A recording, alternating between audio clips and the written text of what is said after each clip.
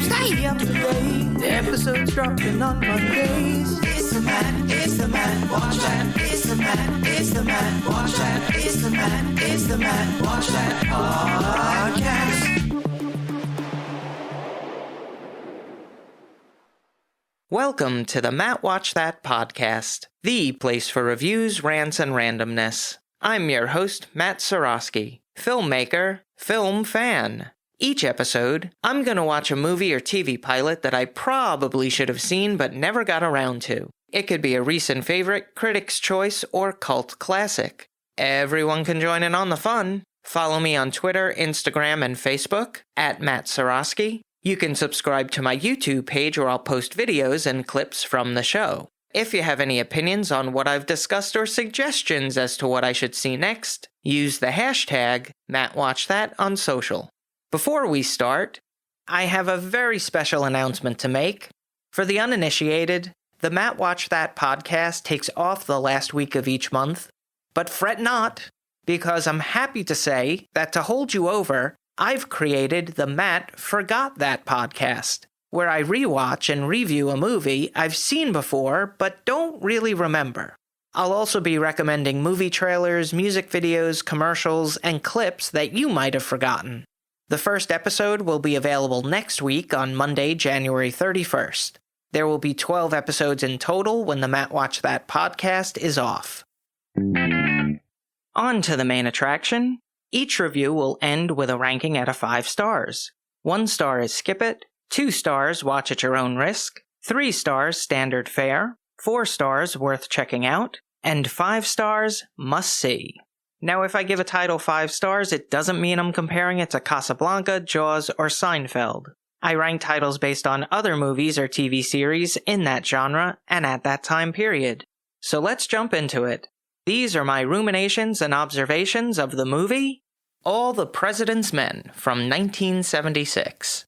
So how'd I miss it? You know, I'm not big on political movies or based on a true story films. Outside of JFK, I can't get enough of that film. But that's more the conspiracy theorist in me. In school, I was in an advanced history class, the only class I excelled at because I like reading about the past, so I already knew about the Watergate scandal. I've watched newsreels on YouTube from the 70s about Richard Nixon, Deep Throat, and all that stuff. It never really excited me to see a fictional account, but Dustin Hoffman, Robert Redford, and an incredible supporting cast, how can you go wrong? It was directed by Alan J. Pakula, who helmed Clute, The Parallax View, Sophie's Choice, and The Pelican Brief. He was also a producer on To Kill a Mockingbird. The screenplay was written by William Goldman, who scribed The Princess Bride, Misery, Heat, and 2 titles we've previously reviewed on the Matt Watch That podcast, Butch Cassidy and the Sundance Kid, and Marathon Man. It was based on the book by Carl Bernstein and Bob Woodward about the Watergate scandal. This is something to look out for. The term follow the money, which has become part of our lexicon, was introduced in this film. It's June 1st, 1972. Marine One lands in front of the Capitol Plaza with President Richard Nixon aboard. He's headed to the chamber to address the members of the House, Senate, Supreme Court, and the diplomats of Washington, D.C. He walks into a rousing ovation as he prepares to address Congress and the people of the United States. I have a sneaking suspicion that things aren't going to turn out well for Tricky Dick. So, a group of men sneak around the Watergate office building, which houses the Democratic National Committee headquarters. Security guard Frank Wills notices that pieces of duct tape was applied to the bolt of the stairway door, preventing it from closing shut. He immediately calls the police to report a potential burglary. As a side note, the security guard who discovered the tampered locks was played by the actual security guard, Frank Wills. The group of men successfully break into the DNC offices via picking the lock. One of the team members gets on a walkie and calls for Unit 2 to tell them we're home, indicating they're in. Base 1, which is located across the street, calls Unit 1 in the offices and informs them that there's activity outside the building. They all go radio silent, with Unit 1 turning down the volume on their walkies. When Base 1 tries to warn them of armed individuals on the 8th floor, the alerts go unheard and the group ends up being arrested. At the Washington Post, we meet editor-in-charge Harry Rosenfeld, performed by Jack Warden of Heaven Can Wait, Shampoo, and The Great Muppet Caper fame. He calls up Bob Woodward and assigns him to the Watergate story, telling him to be at the courthouse right away. He's played by Robert Redford, known for The Natural, Brubaker, The Way We Were, and The Sting. He won a Best Director Academy Award in 1981 for Ordinary People, but no Best Acting statuettes. Woodward arrives at the courthouse and inquires about the attorneys representing the burglars, but finds out that they already have counsel, which is unusual in these cases.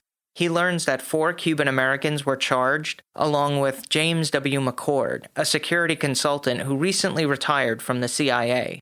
This raises a few red flags in Woodward's mind. He reports back these findings to his Washington Post coworkers. That night, he receives a call from police headquarters who has new information found at the hotel rooms of the Watergate burglars. 2 entries in their address book say HH at WH and Howard Hunt, White House. Woodward calls the White House, and when he asks for Howard Hunt, he's transferred to Mr. Colson's office, the special counsel to the president. He learns that Hunt works at the Mullen & Company public relations firm. When he finally reaches Hunt, he has no comment due to the ongoing legal proceedings. Woodward digs deeper, investigating people associated with Hunt, peeling the layers of the onion until he learns that Hunt used to work for the CIA as well. When he reaches out to the White House press corps for comment, they offered a statement that no one in the White House was involved in the robbery at the Watergate. But Woodward never asked about that. Woodward and Rosenfeld bring the story to Howard Simons, managing editor of the Washington Post, who is acted by Martin Balsam. He had roles in Psycho, 12 Angry Men, and 1,000 Clowns. Simon believes they have a story, but wants someone with more experience reporting it. Rosenfeld suggests Carl Bernstein, who has many connections in D.C. He's portrayed by Dustin Hoffman, who starred in Tootsie, Hook, Wag the Dog, and won 2 Best Actor in a Leading Role Academy Awards for Rain Man and Kramer vs. Kramer. Together, Woodward and Bernstein would break one of the biggest political scandals in U.S. history. Here's a quote without context. "It's a dangerous story for this paper." All the President's Men was an intriguing film, which isn't surprising considering the level of talent involved. Other actors included are Hal Holbrook, Jason Robards, Meredith Baxter, Ned Beatty, Polly Holliday. Now, I have to say something else about the casting. I've seen pictures of both Carl Bernstein and Bob Woodward, and there is no doubt in my mind that they went to the casting director, Alan Shane, and said, "Get me the most attractive actors available," because neither look like Robert Redford or Dustin Hoffman. That would be like me demanding, "Can you go out and cast Chris Evans as me?" For those who aren't doubled over in laughter, the joke is, I don't look like Chris Evans. Putting that aside, there were a few scenes in the film where characters are just talking on the phone for over 5 minutes. On paper, this shouts boring. But with a writer like William Goldman and the acting of Robert Redford and Dustin Hoffman, these scenes are some of the most interesting. One of my favorite series, The X-Files, borrowed an idea quite liberally from this movie. When Woodward wants to speak with informant Deep Throat, he puts a red flag in a potted plant. Well, The X-Files also had an informant named Deep Throat, and when Mulder wanted to connect with him, he'd put a big X on his window. Later on in the movie, I'm sure it was just coincidental, but the name Scully came up as well, though with a K instead of a C. Now, as another side note, the fundraising organization for Richard Nixon was called the Committee to Re-elect the President, which was known derisively by opponents of the president as CREEP. They should have workshopped that acronym. But anyway, the pace was good, never boring. Could a couple of places been trimmed? Sure, but this was the style back then. Overall, for a story based on true events where basically everyone knows the ending, it was really engaging. Now a little trivial trivia. Carl Bernstein and his girlfriend at the time, screenwriter Nora Ephron, wrote a draft of the script which was rejected by the studio. The cinematography was captured by Gordon Wills, whose filmography includes The Paper Chase, Annie Hall, and was nominated for 2 Academy Awards for Best Cinematography for The Godfather Part 3 and Zelig. It was edited by Robert L. Wolfe, who was nominated for 3 Oscars for On Golden Pond, The Rose, and this movie. The score was composed by David Shire, who wrote the music for Zodiac, Monkey Shines, Short Circuit, and won an Academy Award for Best Music Original Score for Norma Rae. I'm surprised that the score wasn't more prominent, especially under the talkie scenes, which there were a lot of. I didn't necessarily miss it, but I always feel a good score can enhance any scene. The runtime is 2 hours, 18 minutes. It had a budget of $8.5 million and grossed $70.6 million at the box office. It was nominated for 8 Oscars at the 1977 Academy Awards, winning 4. I give it 4.5 out of 5 stars. Add half a star if you're a political junkie. If you've seen All the President's Men and have opinions on the movie, let me know what you think using the hashtag MattWatchThat. Moving right along, each episode, I'm going to post clips that I think people should watch. It could be movie trailers, music videos, interviews, or something completely random. Search for my YouTube page and there will be a playlist called Matt Watch That Playback. Honest Movie Trailers by Screen Junkies is one of my favorite subscriptions on YouTube. No movie is safe. Blockbusters, fan favorites, critics' darlings, cult classics. They summarize films by pointing out all the Hollywood tropes in the most snarky and sarcastic ways. Ghostbusters. Old-looking, out-of-touch, out-of-shape nerds. Yep, this is what movie stars look like in '84, kids. Home Alone. Witness years of neglect and abuse take their toll on this small child as he shows all the signs of becoming a sociopath.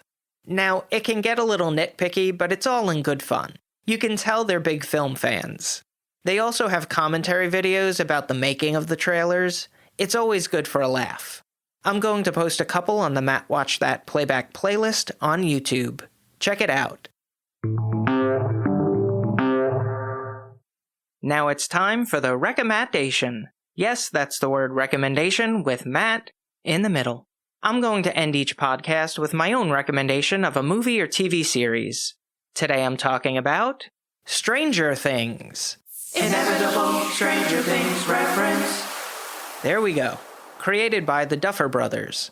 This series was my second most referenced last season on the podcast, hence the stinger. The first was composer W.G. Snuffy Walden. W.G. Snuffy Walden. Really? You made one for him too? I made a concerted effort to lessen the amount of mentions this season. I know it can get annoying, but I haven't enjoyed a show this much in quite some time.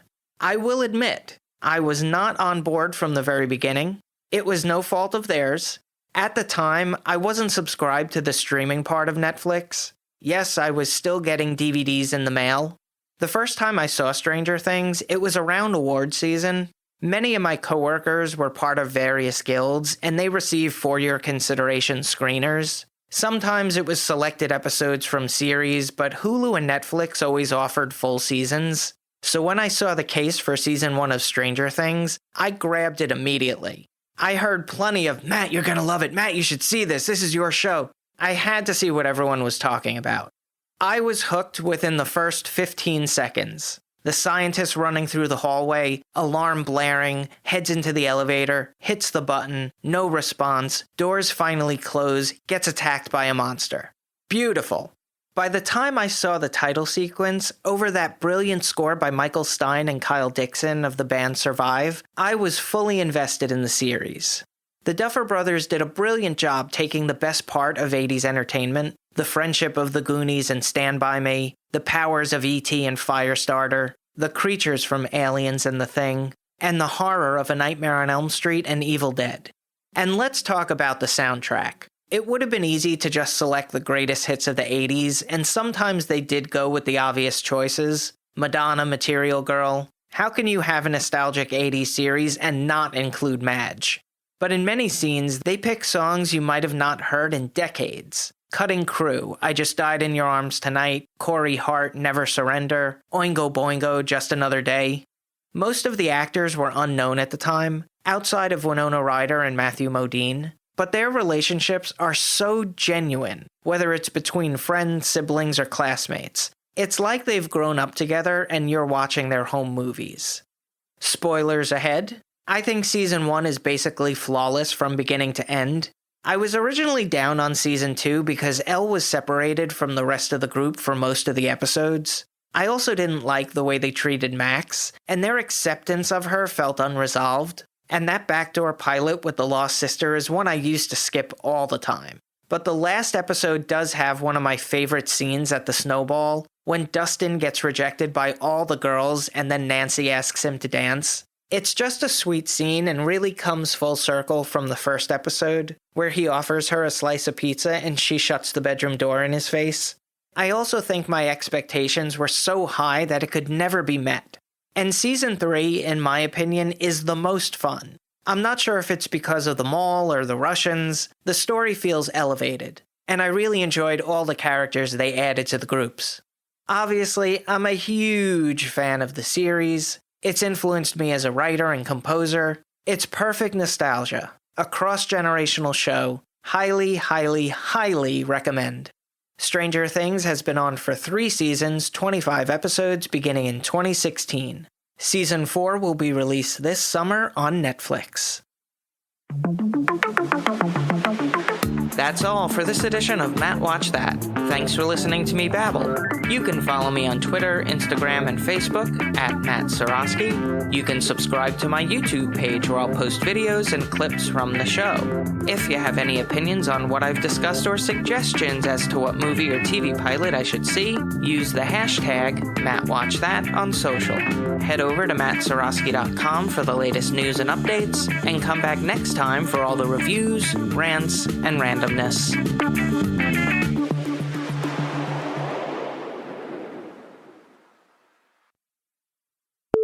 He learns that Hunt works for the Mullen & Company Public.